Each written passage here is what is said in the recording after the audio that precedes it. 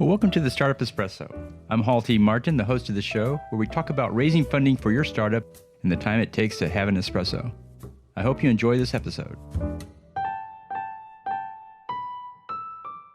Hello, this is Hall T. Martin with the Startup Funding Espresso, your daily shot of startup funding and investing. In launching your product, you have a choice to either set a high price, which gives you a high margin, or a low price, yielding a low margin for sales. The high price is harder to sell, but you don't have to sell as many units to make the business profitable. The low price is easier to sell, but you have to sell more of them. Choosing your margin is choosing what part of the business you want to work on. The high price requires you to focus on sales and marketing. You'll need to hire more people and pay more in commissions. The low price requires you to focus on providing the product at a low cost. You'll need to invest in reducing your operating costs and keeping expenses low to make it work. Neither option is free, and both are valid approaches to the business. If you end up with low margins and low volume, you'll be out of business. Think carefully about what your team can do and where they work best in making the pricing decisions. Thank you for joining us for the Startup Funding Espresso, where we help startups and investors connect for funding. Let's go start up something today.